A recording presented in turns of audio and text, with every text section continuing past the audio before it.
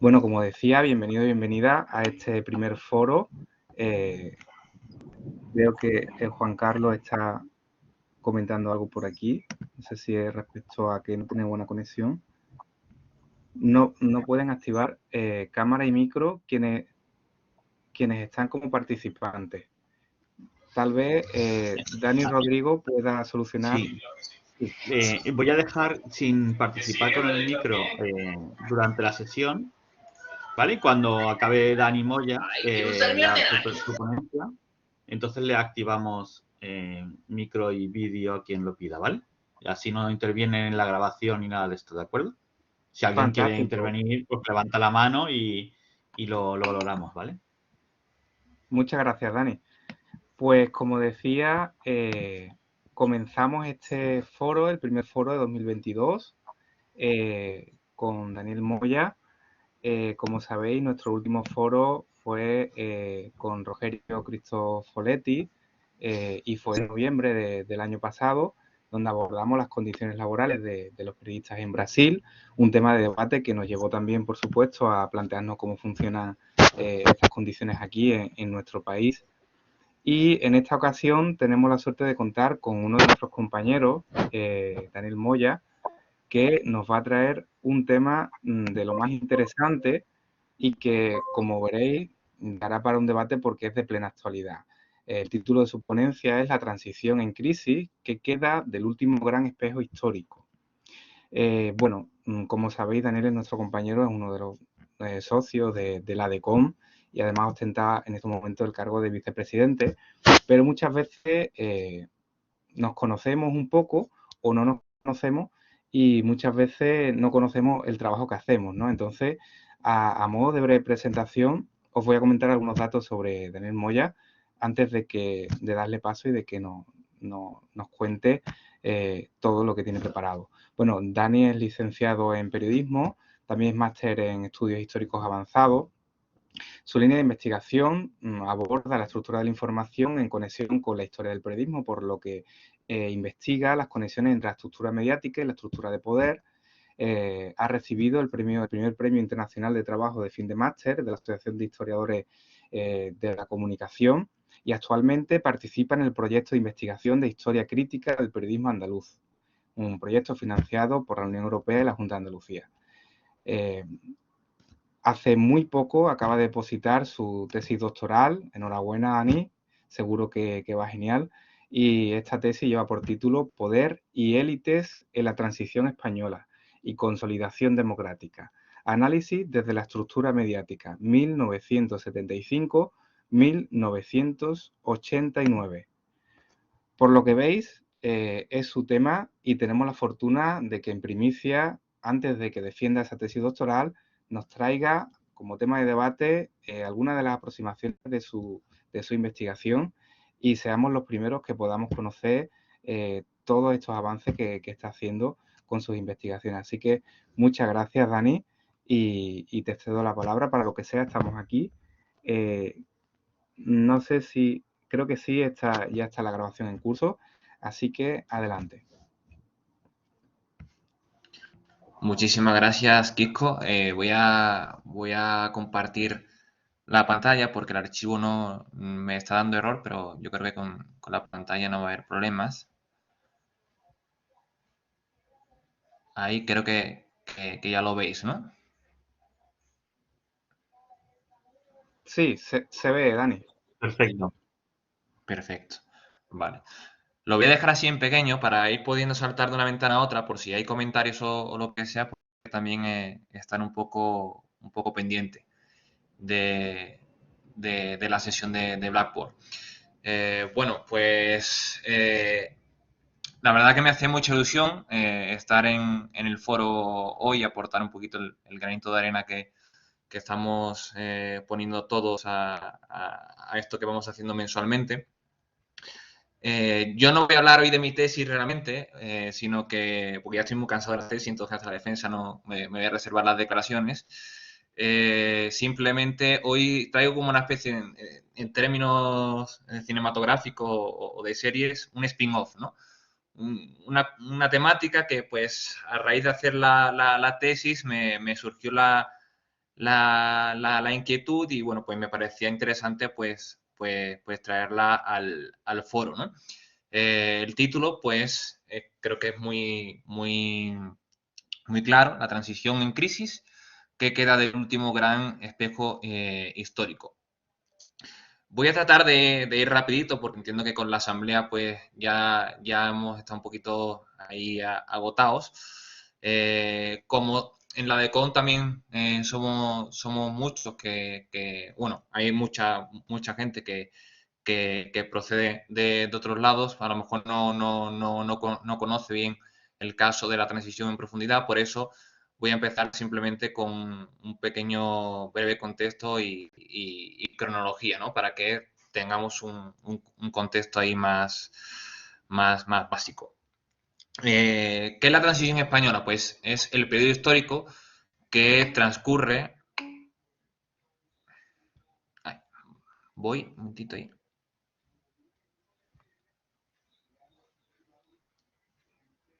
¿Mejor así? Vale, gracias. Como decía, pues la transición española es el periodo histórico que transcurre desde la muerte de Francisco Franco, el dictador, hasta la llegada de la democracia liberal en España, ¿no? La acotación temporal, hay un poco de debate, aunque realmente la fecha más establecida es la de 1982, pero bueno, en 1978 es cuando se aprueba la Constitución, esa es una fecha que a veces se propone. En el 79 tenemos las primeras elecciones después de aprobarse la Constitución, esa es otra de las opciones. Y en 1982 es cuando tenemos el primer cambio de partido en el gobierno, ¿no? Que pues se acaba el mandato de la UCD y entra el Partido Socialista. Eso es en el 82 y es la que a nivel político yo también es a la que me acojo, ¿no? Lo que ocurre es que la transición es mucho más compleja que simplemente el periodo político, ¿no? Que yo creo que es una de las grandes lagunas de la historiografía, ¿no? sobre la transición. Hubo muchas transiciones, ¿no? Aparte de la política, que se puede acotar en eso, está también una transición económica que realmente empieza antes, en la década de los 60. Hay una transición mediática también, ¿no? A nivel de prensa escrita, pues el profesor Checa Godoy pues la cierra en el 84, cuando se privatizan los medios los medios impresos que tenía el Estado, pero hasta el 89 en España no tenemos televisiones privadas, ¿no? Que es cuando yo cerraría la transición mediática. Y a nivel internacional, pues hasta el año 86 España no entra en la Comunidad Económica Europea y es el mismo año cuando ratifica su permanencia en la OTAN. Entonces, pues es un proceso mucho más complejo, ¿no? La palabra transición realmente ya se hablaba de ella en la guerra civil. Lo que pasa es que, bueno, pues no se hace realmente recurrente hasta la propia transición, ¿no? Lo que está claro es que tampoco podemos separarla ni de la guerra civil ni de la dictadura y ya veremos por qué, ¿no? Aquí hay simplemente unos ejemplos de esto de lo que comentaba. En el 77, pues, hay una ley, que es la ley de amnistía, que pues amnistía todos los delitos que se han perpetrado, bueno, delitos, ahí están contemplados los delitos, aquellos más graves pues no quedan amnistiados, pero amnistía por igual tanto a los represaliados por el franquismo como los cometidos por el franquismo, ¿no? Entonces, pues ahí ya no podemos desligar la transición del franquismo porque permite, ¿no? También un poco de la perpetuación de la dictadura. Y tenemos también en el 84, pues una ley, hubo varias además, pero bueno, hemos estado de esta, que es el reconocimiento de aquellas personas que participaron, que eran miembros de las Fuerzas Armadas y participaron en el lado de la República durante la Guerra Civil, ¿no? Un reconocimiento pues que evidentemente la dictadura les había quitado. En cualquier caso, pues Guerra Civil y franquismo están muy presentes, ¿no? en la transición. Esta es simplemente una breve cronología para aquellos que no tengan tan claro pues cómo transcurre la transición. Pues muere Franco, es coronado el rey, cesa Carlos Arias Navarro, que era el presidente, el último presidente del franquismo, que fue el primer presidente también de la democracia. Adolfo Suárez es el sustituto, ¿no? Elegido por el rey. las Cortes franquistas aprueban la Ley para la Reforma Política, que supone, digamos, el cierre de la dictadura y se encamina hacia la democracia. En el 77 están las primeras elecciones generales, en el 78 tenemos la Constitución, que es la que actualmente rige en España, en el 79 otras elecciones generales y las primeras elecciones municipales que se celebran en España después de la Segunda República. Y tenemos también el intento de golpe de Estado en el 81 y en el 82 pues nueva celebración de elecciones generales que dan con un cambio de gobierno, como comentaba anteriormente. ¿Cómo se ha estudiado la transición, ¿no? Porque esto me parece que es muy, muy interesante. La principal obra o la obra más grande que hay al respecto es esta de Gonzalo Pasamar, que es un profesor de la Universidad de Zaragoza, que es un libro que publicó en 2019, que además pues, nace de un proyecto de investigación. Y bueno, pues es una lectura bastante recomendable, porque bueno, ha analizado un montón de obras, aunque bueno, pues también tiene lógicamente algunos aspectos que se pueden comentar, ¿no? Realmente se habla de la transición y se analiza desde la propia transición, ¿no? Ya pues había memorias de los personajes políticos y se hacían análisis, ¿no? A raíz de que se va separando el tiempo con la transición, empieza a haber, digamos, nuevas visiones, ¿no? Nuevos análisis de la transición que empiezan a ser un poquito más críticos, ¿no? En cualquier caso, hay un aspecto que es muy, muy, muy claro, y es que el aspecto político domina completamente la historiografía de la transición. Es decir, en los últimos años, pues sí que han aparecido nuevas obras sobre movimientos sociales. Es verdad que también hay muchas obras sobre medios de comunicación, pero a nivel, por ejemplo, de los empresarios, a nivel empresarial, la transición no ha sido tan estudiada, ¿no? Y eso me parece una laguna importante porque el empresariado jugó un papel muy importante en la transición, ¿no? Y de hecho luego lo vamos a ver, ¿no? Lo que hay, en todo caso, es claramente una ausencia de una perspectiva estructural. Es decir, está muy bien estudiado temas parciales, ¿no? Temas muy concretos, pero no se ha analizado tanto desde una perspectiva estructural, cuando además la transición es continuamente un compendio de la interacción entre muchísimos factores, ¿no? Entonces, pues, para entender la transición, creo que de manera parcial es complicado, ¿no? Las dos corrientes más habituales son estas que veis aquí, que están, digamos, como enfrentadas, ¿no? Pues una es la apuesta de la otra, ¿no? Tenemos la idea del consenso, que fue la predominante en los primeros años, por eso ahí está la flechita hacia abajo, porque ha ido disminuyendo, sigue siendo bastante recurrente, pero no tiene la hegemonía que tiene al principio. Y esta corriente, pues, trata la transición como un éxito, ¿no? Porque se consigue el objetivo de la democracia liberal.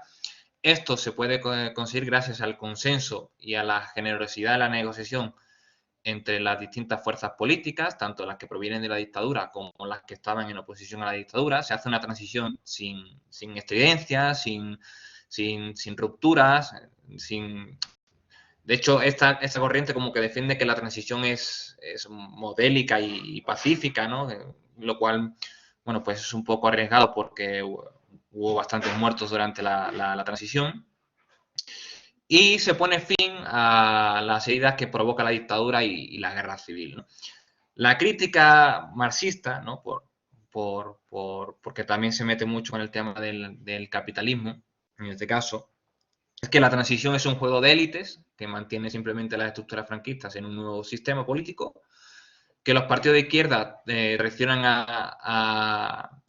a sus bases porque pactan con las fuerzas procedentes de la dictadura, que no hay una reparación de los daños que ocasiona la guerra civil y el franquismo y que la transición, por tanto, está inacabada, ¿no? Porque no se consiguió todo lo que debía conseguirse. Hay otras muchas corrientes, no me voy a detener demasiado en ellas o para aligerar un poco. Lo que está claro es que todas tienen en realidad convergencia, ¿no? Es decir, con la idea del consenso simplemente no se puede explicar la transición, tampoco con la crítica marxista podemos entender la transición, sino que siempre hay un poco de todo en este caso y para comprenderla tenemos que atender a muchísimos factores, tanto a las movilizaciones sociales, al carácter internacional o el papel internacional que pudo haber en la transición, el tradicionalismo, esa parte más reaccionaria, la modernización económica, en definitiva. Creo que es muy a menudo la historiografía se ha basado en una cuestión maniquea, ¿no? Presentando como que la reforma era lo único posible. Yo personalmente pues no lo sé, eso ya es mi opinión personal, pero tampoco cualquier crítica puede aventurarse a ser catalogada como una negación del proceso. Es decir, el proceso pues tiene sus limitaciones y por lo tanto se presta a la crítica. Lo que está claro es que en la transición confluyen tres vías, ¿no? Por un lado, tenemos la reacción, que era aquella que procede de las fuerzas franquistas que no querían ningún tipo de cambio, querían un franquismo sin Franco. Por otro lado, tenemos la ruptura, que es aquella oposición antifranquista que quería romper completamente con la dictadura. Y tenemos, entre medio, la reforma. La reforma agrupa tanto aquellas fuerzas procedentes de la dictadura, pero más aperturistas, es decir, que sabían que un franquismo sin Franco pues no era nada viable, y también aquella oposición antifranquista moderada que sabía que la opción de la ruptura pues tampoco era viable. Realmente lo que se produce, y eso así lo llama Gonzalo Pasamar, es un equilibrio de fuerzas. Es decir, como la reacción no puede imponer su modelo, ni la ruptura tampoco, pues se llega a una reforma, ¿no? Que realmente la llaman ruptura pactada, que pues es un poco reconocer la debilidad de cada parte, ¿no? Se rompe, pero está pactado, ¿no? La ruptura, ¿no? Entonces, pues es simplemente una reforma, ¿no? ¿Por qué? Porque la transición, la democracia, parte de la legitimidad de la dictadura, no rompe con la dictadura, en realidad. Rompe en cuanto que se llega a una democracia liberal, pero no hay una ruptura con ese pasado, entre otras cosas, porque tampoco hay una condena de la dictadura, ¿no? Eso pues lo vamos a ir viendo. Lleida, pues gran parte de la obra historiográfica que hay, una parte importante de la obra historiográfica que hay sobre la transición, yo he establecido como 5 características que están presentes en todas ellas, ¿no? Lo que pasa es que cada corriente historiográfica pues le da la interpretación que considera oportuna desde su óptica, ¿no? Yo he recogido de todo y pues considero que la transición puede analizarse de 5 características. La primera de ellas es que, como digo, el reformismo se impone a la ruptura. La transición la lideran las propias fuerzas que proceden del régimen. O sea, no es la posición la que lleva la democracia, sino que es el propio régimen el que sale de la dictadura hacia una democracia liberal, ¿no? De hecho, Torcuato Fernández Miranda, que es el que está en la fotografía más a la derecha, que fue el mentor del rey, un poco el ideólogo, ¿no? de la transición, decía que se iba a hacer de la ley a la ley, ¿no? De la ley franquista a la nueva ley, ¿no? Que se va a hacer en la democracia liberal. Por tanto, la legitimidad procede de la dictadura, no es una ruptura. El equilibrio de fuerzas, pues como decía, pues da lugar a esta ruptura pactada, ¿no? Se rompe porque ya no hay dictadura, pero bueno, se pacta con las fuerzas de la dictadura, ¿no? Es un poco ahí, pues esa necesidad, la transición es un juego de necesidades. Otra característica es la moderación política. Los partidos políticos no se van hacia los extremos, no tienen una inercia centrífuga, sino que es centrípeta, van hacia la moderación, ¿no? La OCDE, que tiene un montón de cargos vinculados a la dictadura, pues modera, digamos que va hacia el centro derecha, y el PSOE, que es un partido de tradición republicana, anticapitalista, también modera su discurso hacia el centro izquierda, ¿no? Ellos dos, estas dos fuerzas políticas, son las que se van a convertir en mayoritarios. Esto al final lo que hace es mostrar cómo también la ciudadanía española pues apostó un poco por la moderación. El Partido Comunista de España y la Alianza Popular, que eran, digamos, los dos principales representantes de los extremos, el Partido Comunista pues, de la izquierda y la Alianza Popular de ese franquismo menos abierto a una democracia, se quedan pues muy marginados, ¿no? No tienen la representación que esperaban. Otro ejemplo de esta moderación pues lo tenemos en los pactos de la Moncloa, ¿no? En el 77, en el que pues casi todos los partidos políticos con representación importante se sientan para hacer frente a la crisis económica que había y también pues a los retos políticos que había por delante. La modernización económica también es muy importante como factor.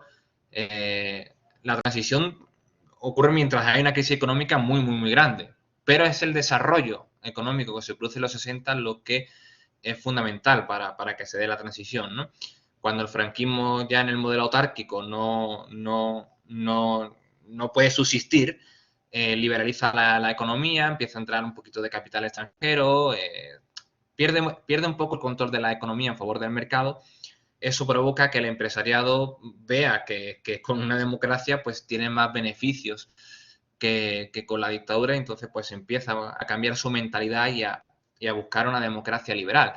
La paradoja se da es que parte de este empresariado había apoyado el golpe de Estado, un golpe de Estado que se levanta contra una democracia liberal, ¿no? Pues 30 años más tarde apoyan el mismo modelo contra el que se levantaron, porque en ese momento pues le daban los beneficios que ellos buscaban, ¿no? Son las cuestiones de la estructura de poder, ¿no?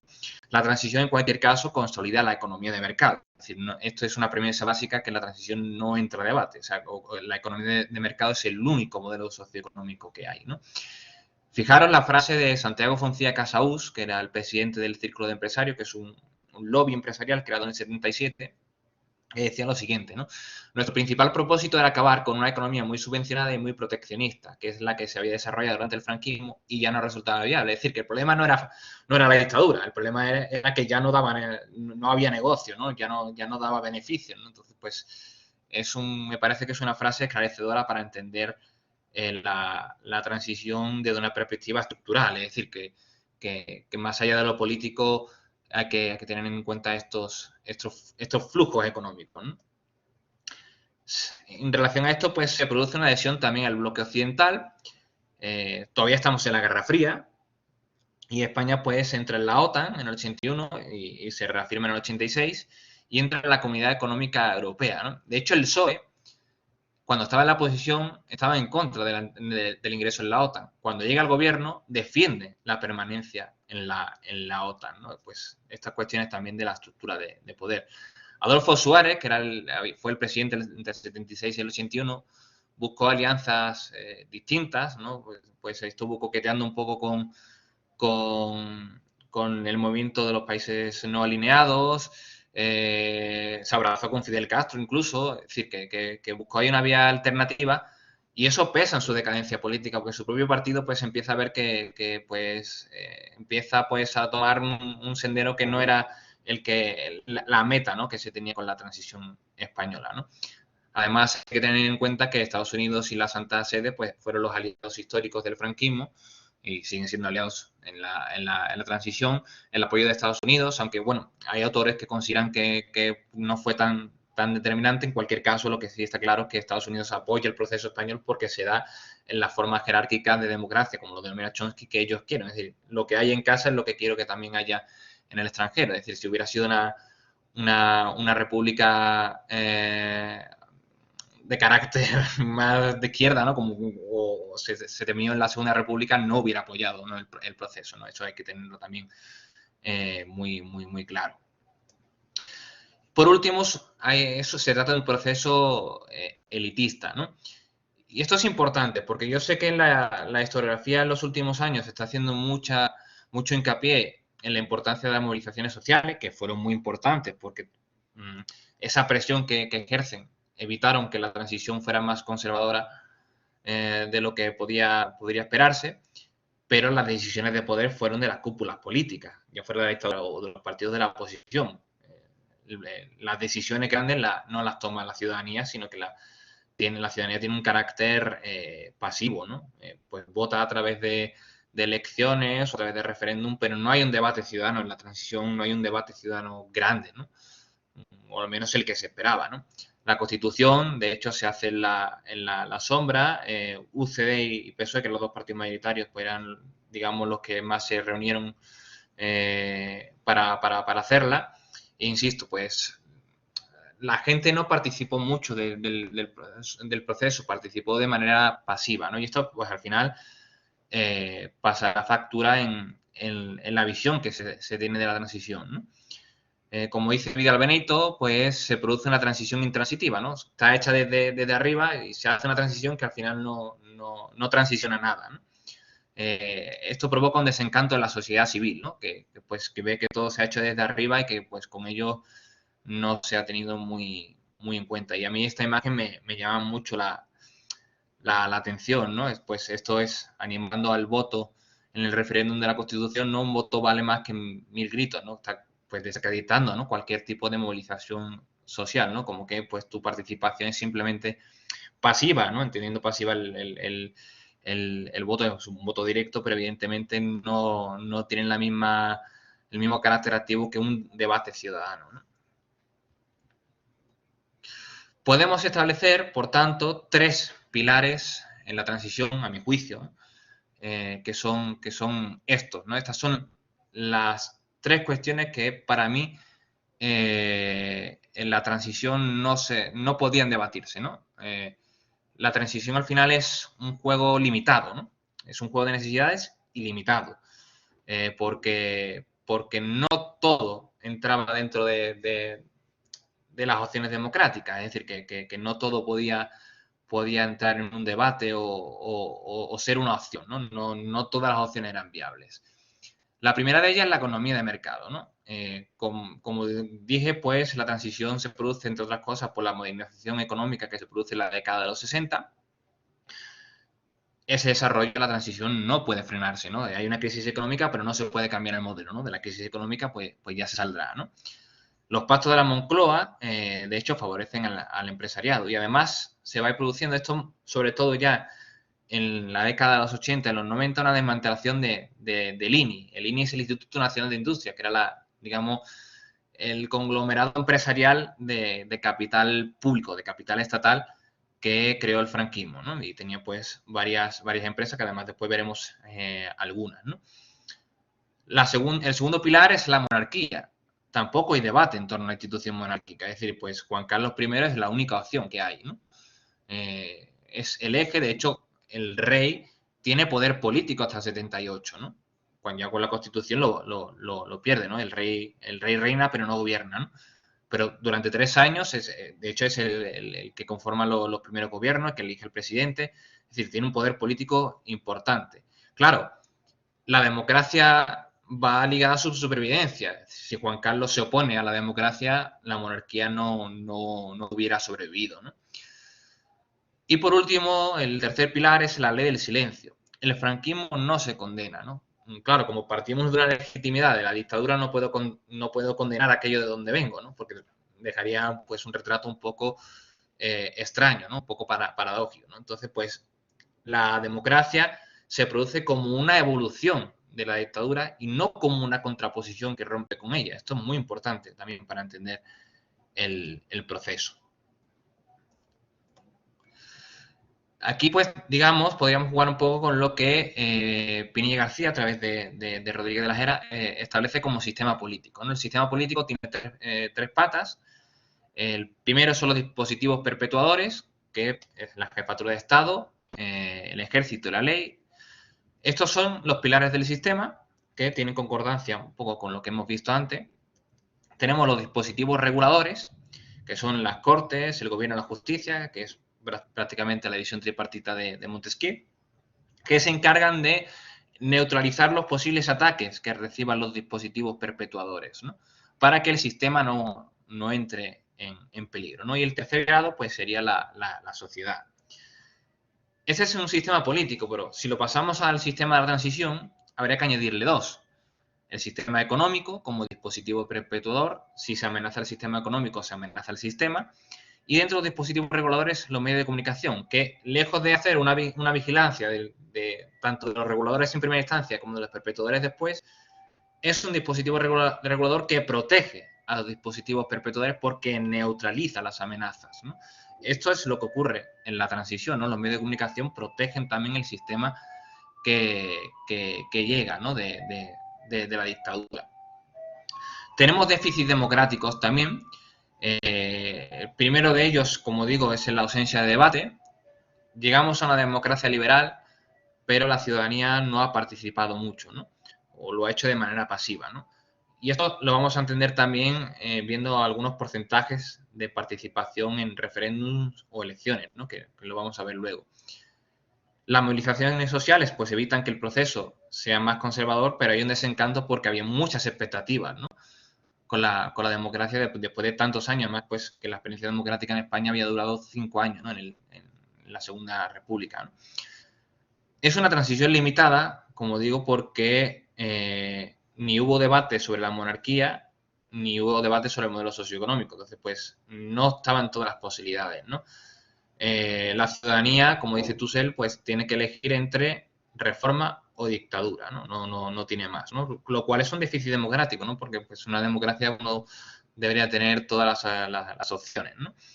Los medios de comunicación fueron bastante críticos, ¿verdad? Que sí, que pues hay casos de buen periodismo, se hizo periodismo de investigación, etcétera, pero nada de esto pues afectó realmente o al modelo socioeconómico o a la monarquía, ¿no?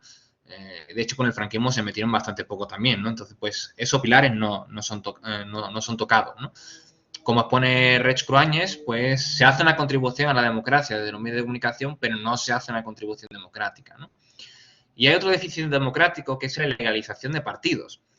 En las primeras elecciones generales no concurren todos los partidos. Aquellos que son de carácter republicano o anticapitalistas o ambos, a excepción del PCE, que acepta la monarquía, es decir, es un partido que se modera, no concurren en las primeras elecciones, ¿no? Es verdad que después cuando se legalizan ya no tienen un gran impacto, ¿no? Pero, insisto, se presenta una democracia condicionada.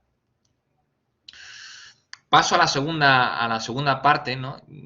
Nos venimos de la transición a nuestra situación actual, ¿no? Pero mirando siempre la transición, ¿no? Hay una cuestión que historiográficamente se achaca, que es que se analiza la transición desde la mirada del presente. Eso se entiende en una parte parcialmente, pero por otra no. Es decir, el sistema que tenemos hoy, por el que nos regimos, procede de la transición, con lo cual la transición no está muerta, está viva. Si su legado siguiente, ¿no? Pues no se puede desligar el momento actual de la transición, ¿no? Yo ahí pues creo que hay que ser tajante, ¿no? ¿Cuándo empiezan los problemas, sobre todo? Aunque Passamar considera que a partir de los 90 es cuando ya empieza a deteriorarse la imagen de la transición, a partir de la crisis económica de 2008, que da una crisis institucional, es cuando todos los defectos salen a relucir, ¿no?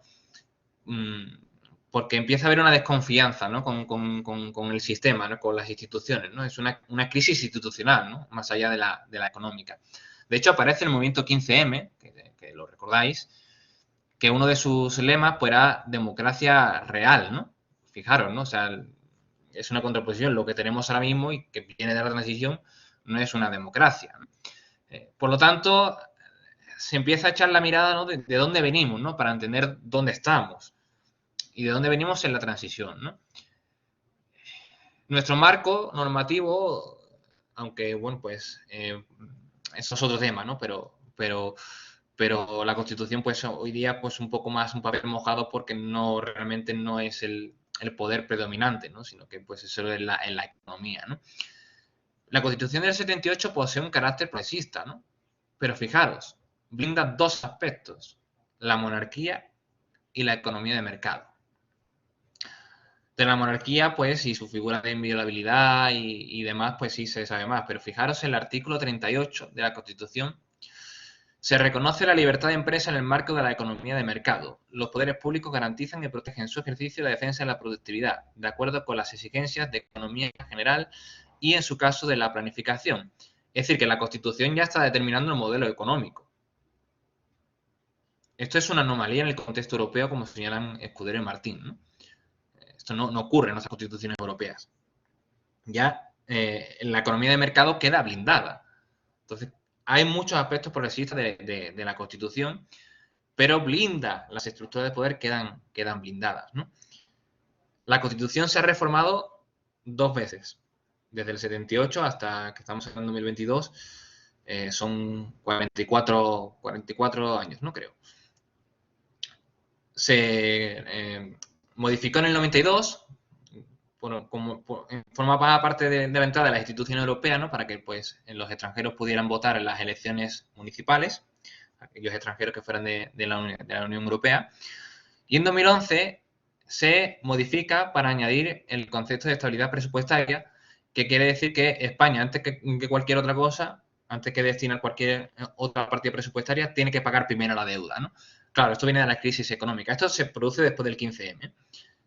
Pero, de nuevo, se ve ese blindaje, ¿no? hacia la economía de mercado, ¿no? Esas propuestas de modificación o de reforma constitucional con otros aspectos que también se ha promovido o se ha debatido para que se incluyan, no se han culminado, ¿no? Sin embargo, esta cuestión que es propia de una crisis económica sí se hizo. Además, pues, muy criticada, ¿no? Porque se hizo casi de urgencia y PSOE y PP, que eran en ese momento los dos partidos mayoritarios, tienen más del 90% de la Cámara, con lo cual no necesitaban de nadie más. No había posibilidad de que el 10% de la Cámara solicitase un referéndum, es decir, que pues prácticamente la reforma constitucional estaba a voluntad de estos dos partidos que pues convergieron en eso, ¿no?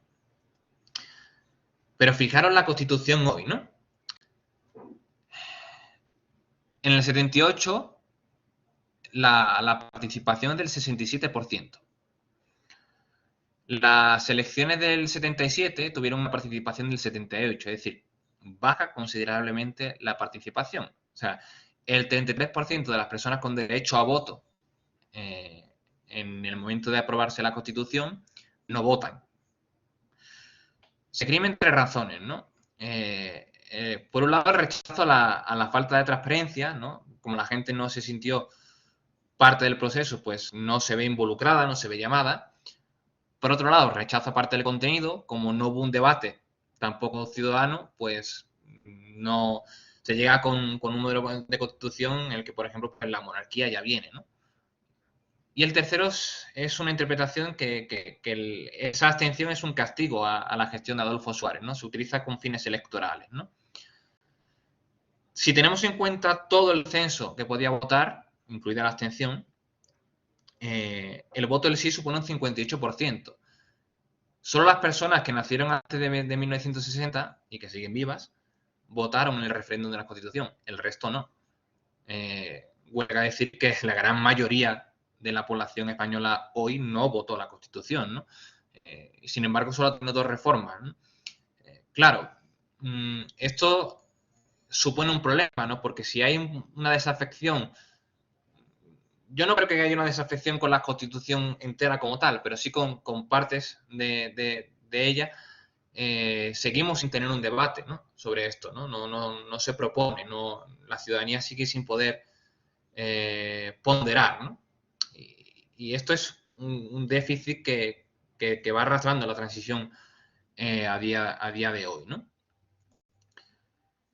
Dentro de la entrada a la Comunidad Económica Europea, que se produce, como dije, en el 86, está la privatización del mercado en España, ¿no? De hecho, hay una limitación y es que no puede haber empresas estatales al 100%, sino que como mucho el 70%, ¿no? Eso era una de ellas. Entonces, pues España empieza a liberalizar el mercado, ¿no?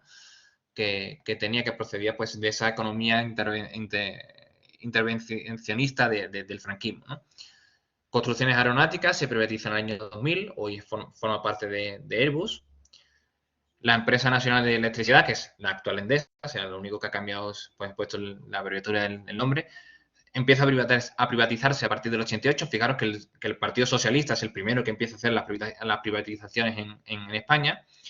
Iberia, que era una compañía pública, aunque nace privada, pero después el franquismo digamos, la nacionaliza, después pasa a manos privadas otra vez a partir del año 2020, a partir del año 2001. Pegaso, que era, pues fabricaba camiones a partir del año 90. La SEAT, que se produce en el 86, con lo cual pues no está del todo reñida esta entrada en la CE, que pasa a ser parte de Volkswagen. Tabacalera, que se privatiza en el 2000, y Telefónica, que pues es la actual Movistar, a partir del 95, ¿no? Esta dinámica de concentración, no solo de privatización, sino de concentración, nos da el siguiente resultado. En el 80 existían 7 grandes bancos en España, ¿no? Que eran el Hispanoamericano, el Central, el Banesto, el Bilbao, el Vizcaya, el Santander y el Popular. De estos 7, que eran mastodónticos, solo quedan 2 hoy día, que es el BBVA, que forma parte, pues de estos 7 tiene Bilbao y Vizcaya, y el Santander, que tiene los otros 5, ¿no? O sea, que esas dinámicas de concentración, esa consolidación de la economía de mercado que veíamos como premisa básica de la transición, se sigue manteniendo a día de hoy en la evolución natural, ¿no? Una evolución más acentuada. Esto es lo que decía Salcedo en el 92, ¿no? Me centro sobre todo en lo último, ¿no? Hablaba de que, pues, equiparar la salud de la democracia en torno a los valores económicos, pues puede resultar peligroso, ¿no? Porque cuando la economía empieza a fallar, básicamente, empiezan a carecer los valores, ¿no? de la democracia, y se evoluciona al fascismo y al autoritarismo, ¿no? Esto lo decía en el 92, con lo cual, al final, se llegaría a una España menos libre, menos moderna, más intolerante y menos democrática. Esto es lo que pasa en abril de 2019.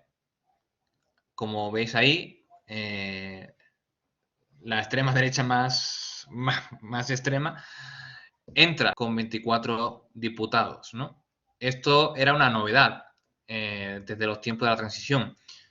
El único partido, porque Alianza Popular en sus inicios, pues también era una derecha muy conservadora, con tintes de extrema derecha, pero bueno, no la podemos equiparar a Vox, sí, no, pero por no pillarnos los dedos, sí tenemos Unión Nacional, que es el partido de Blas Piñar, que es un partido como el que puede ser Vox hoy día. Tuvo un diputado en toda la transición, en el año 79. Hoy, la extrema derecha tiene 52 diputados. Es decir, hay algo que haya cambiado, ¿no? Es decir, esa salida del franquismo, que intenta dejar atrás la dictadura, aunque no rompe con ella, pero hoy tenemos un partido que pues comparte ideales franquistas abiertamente, ¿no? Y no tienen problema con ello, y tienen 52 diputados. Claro, estos valores de la transición se van erosionando, ¿no? También. Además, en 2015, insisto, esta década, ¿no? A partir de 2011, ¿no? A partir de 2008, 2011, es cuando la transición empieza como a tambalearse. En 2015, por primera vez, se repiten elecciones porque no se llega a un acuerdo de gobierno. Claro, desde el 77 hasta 2011, pues con un partido o con otro, pero teníamos 2 partidos claramente mayoritarios, teníamos un bipartidismo de facto, ¿no? Esto se empieza a quebrar en la década de 2010, ¿no? Y en 2015 tenemos partidos que suben mucho en sus escaños, o simplemente que aparecen, ¿no? Como es el caso de Podemos y Ciudadanos, y los 2 partidos históricamente mayoritarios pues ven reducido, ¿no? De hecho está la comparación con 2011, ¿no? El PP pasa de 186 a 123, y el PSOE en ese momento tenía 110, que ya era una cifra bastante baja para lo que había estado acostumbrado, ¿no? Además, tenemos el primer gobierno de coalición a partir de 2019, cosa que no había ocurrido en la transición, ¿no? Se rumoreó mucho una coalición entre UCD y PSOE, pero no sucedió. Claro, esto es interesante porque la ley electoral que se hace en la transición española lo que pretende es favorecer los partidos mayoritarios. ¿Para qué? Para que haya estabilidad, ¿no? Para que siempre haya un gobierno, no se produzca lo que se ha venido produciendo. Entre otras cosas porque el espejo que había era el de la Segunda República. Ahora lo vamos a ver, ¿no? Entonces, aun a costa de una desproporcionalidad del voto, pero para que haya estabilidad, pues se da más fuerza a los partidos más votados, pero que proporcionalmente obtienen más representación de la que le corresponde, ¿no? Por un voto puro, ¿no? Al final, como esto deriva hacia la entrada de nuevos partidos y un parlamento más fraccionado, tenemos que, a pesar de esa ley electoral, hemos llegado a un parlamento que se asemeja más al de la Segunda República, que es el que tenéis ahí a la izquierda, ¿no? 470 diputados y fijaron, ¿no?, que 115, 90, 61, 29, 26, 25, es decir, que hay bastantes partidos con una representación pues importante, es decir, que no estamos hablando de menos de 10 diputados, ¿no? Sin embargo, lo que aspiraba un poco, con matices, ¿no?, pero lo que se aspiraba es a un modelo pues bipartidista, ¿no?, como más propio de la restauración borbónica de final del siglo XIX, ¿no?, donde pues dos partidos, el liberal y el conservador, que podríamos decir que pues serían como PSOE y PP, pues obtenían la mayor parte del Parlamento, evidentemente con una salvedad muy importante, que las elecciones generales de la restauración borbónica pues eran fraudulentas, estaban amañadas, y las de la transición pues no, ¿no? Pero al final se produce un bipartidismo de facto igualmente, ¿no? Eso es otra cosa que cambia con respecto a la transición. Si nos acordamos de ese gráfico que teníamos de reacción, reforma, ruptura, también se puede ver un poco esa grieta, ¿no? Porque tenemos un partido que es directamente reaccionario, que es Vox, y con aspiraciones de gobierno. De hecho, en algunas comunidades autónomas gobierna. Y la ruptura también obtiene un... La transición no tenía, ¿no? La ruptura pues, podemos entrar ya a Bildu o los partidos nacionalistas catalanes, que pues proponen también una ruptura con la transición, ¿no? Porque afectan a ese proceso autonómico, ¿no? A ese consenso autonómico que se dio, ¿no? La reforma sigue siendo el modelo predominante, ¿no? Y ahí tenemos al PSOE, al PP, Ciudadanos, PNV, etcétera. Y Unidas Podemos lo pongo ahí entre medio porque a veces parece que es un quiero y no puedo, ¿no? Tiene un discurso que se acerca a la ruptura, pero sus acciones de gobierno no se acercan más a la reforma que a la ruptura, ¿no? Pero bueno, sí que ese modelo predominante de la reforma pues empieza a tener elementos que a lo mejor pues lo pueden discutir, ¿no? Eso también indica pues que la transición está ahí un poco en esa crisis. Otro pilar de la transición, la monarquía. Es un eje, premisa básica, no se negocia, no se cuestiona, no se debate, ¿no? Sin embargo, en la última década empieza a quedar en entredicho. De hecho, tenemos una abdicación en el año 2014. Juan Carlos dimite, abdica, vamos, entiéndase. Y le sustituye su hijo, ¿no? Felipe VI. La transición, insisto, es un juego de necesidad y legitimidad, ¿no? La monarquía necesita de la democracia para sobrevivir. Claro, si Juan Carlos, con todos los casos que después le han ido saliendo, hubiera continuado la jefatura del Estado, la monarquía hubiera quedado muy en entredicho, ¿no? Más de lo que ya está, ¿no?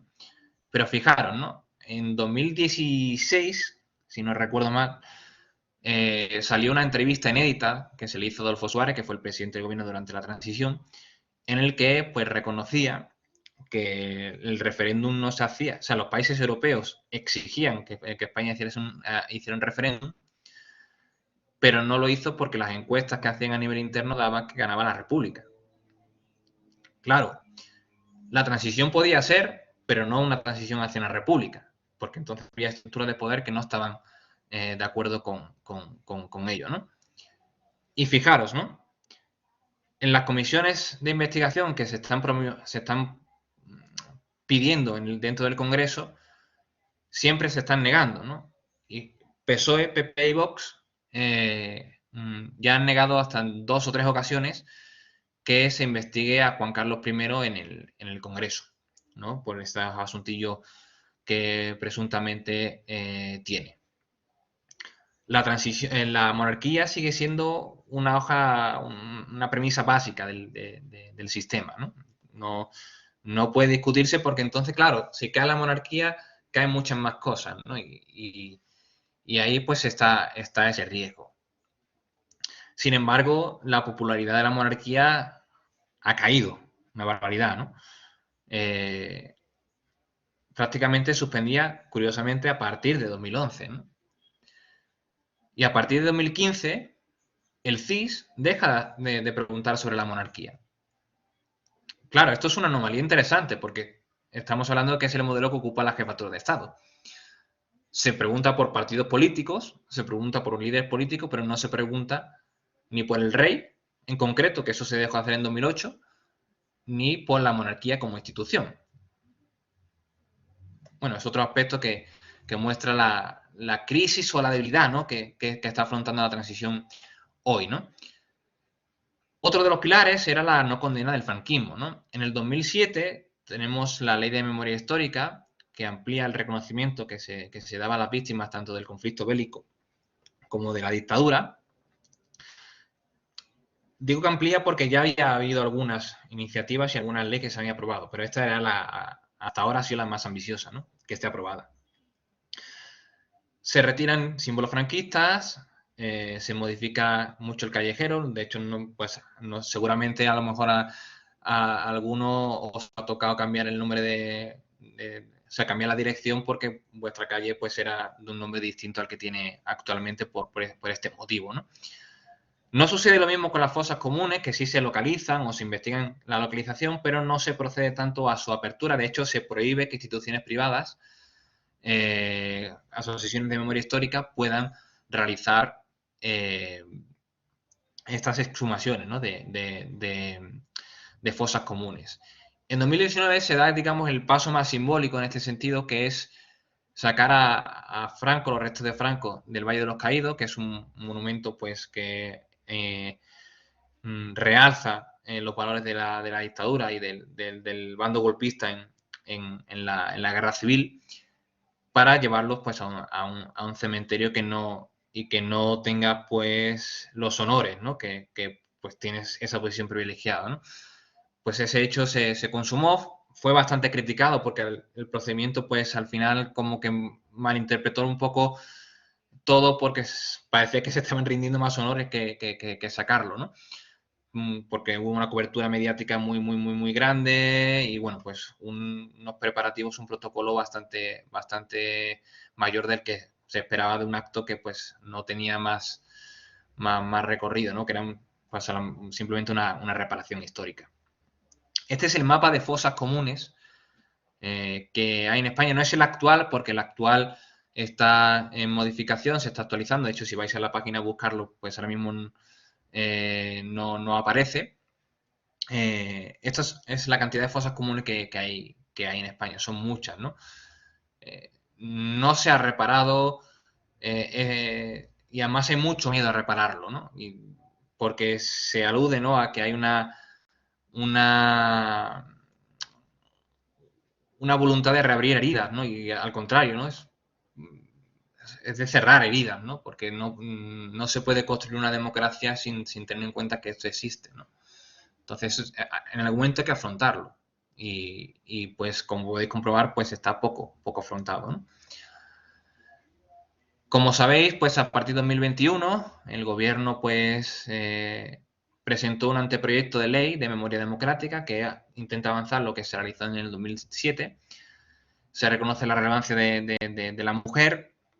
Se establece una comisión jurídica para investigar los hechos acontecidos hasta la Constitución del 78. Esto incluye guerra civil y dictadura. Se promueven criterios, ¿no? de no repetición, aunque bueno, pues esto la ley poco puede hacer en eso, pero fijaros que ya los partidos conservadores se han opuesto al anteproyecto, diciendo que esto destruye el espíritu de la transición, lo cual no le hace mucho bien a la transición tampoco, porque vuelve a mostrar sus limitaciones, ¿no? Ese proceso que no puede alcanzar a todos porque hay estructuras que no pueden tocarse, ¿no? Y por el otro lado también hay crítica, ¿no? Algunos de los socios del gobierno de coalición dicen que se ha de ir más allá y que la ley de amnistía del 77, que ampara tanto a represaliar del franquismo como a los que represalían, pues que se quite esa segunda parte, ¿no? Que se juzguen también esos delitos, ¿no? Pues estamos un poco en esas de a ver qué pasa. Y ya con esto termino porque al final me he extendido un poco. Como conclusiones, pues La transición, pues, es válida como coyuntura, porque es algo que yo he determinado, es decir, pensar que la ruptura era posible, pues creo que a lo mejor es muy alejado de la realidad, igual que aquel que pensara que mantener un franquismo sin Franco era alejado de la realidad. La reforma era probablemente no sé si el único camino, pero a lo mejor pues el camino con más opciones, eso sí es cierto, pero no ha resuelto cuestiones estructurales que permanecen hoy día y que por eso la transición entra un poco en esta crisis, ¿no? Porque pues, ha ido postergando, no es momento, porque no se pueden reabrir vieja herida, porque esto no es oportuno ahora. Y claro, pues todo eso se va acumulando, ¿no? Y llega un momento en el que estalla, ¿no? Pero no estalla todo, porque de las líneas básicas que veíamos en la transición, la economía de mercado es la única que se mantiene en una posición que no está amenazada, en realidad, ¿no? De hecho, ha llegado un partido que al principio era cercano a posturas anticapitalistas, está en el gobierno y no se ha derribado la economía de mercado, ¿no? Sin embargo, la monarquía y la ley del silencio, esta vez no la condena a la dictadura, sí han ido sufriendo un desgaste, ¿no? Habrá que ver, ¿no? Hay mucha resistencia todavía a que esto cambie, pero probablemente pues con el tiempo acabará cayendo por su propio peso, ¿no? Y también una cuestión importante, la sociedad del siglo XXI es muy distinta a la de la transición. Las bases que están hechas en la transición no pueden responder a los problemas que tiene la sociedad hoy día, ¿no? Problemas como el cambio climático, ¿no? Que hemos visto en otros foros, ¿no? O sea, el modelo económico de la transición o establecido en la transición y que además queda blindado en la Constitución no es compatible con la lucha con el cambio climático, ¿no? Pero además aparecen nuevas luchas que ya estaban en la transición, pero que, bueno, pues no tuvieron mucha profundidad, pero luchas como, por ejemplo, el feminismo, que ahora sí se tiene una fuerza mayor, tampoco estas bases de la transición pueden afrontar este problema porque es una transición androcéntrica, ¿no? Entonces, pues ahí tampoco puede hacer nada. Entonces, pues hay que plantear la necesidad de una renovación y es lógico que la transición pues entre en crisis. Esto no invalida los logros que consiguió, que fueron bastantes, pero esto tampoco exime de que se le haga una crítica o una revisión a qué hemos ido postergando y se mantiene a día de hoy que merece que tengamos ya una atención al respecto, ¿no? Y pues con esto pues ya acabo. Pido disculpas por haberme extendido, que al final creo que me he ido a 40 minutos, ¿no? O 50 minutos, no lo sé. Muchísimas gracias a todos por vuestra atención. Me gusta mucho compartir con vosotros esto.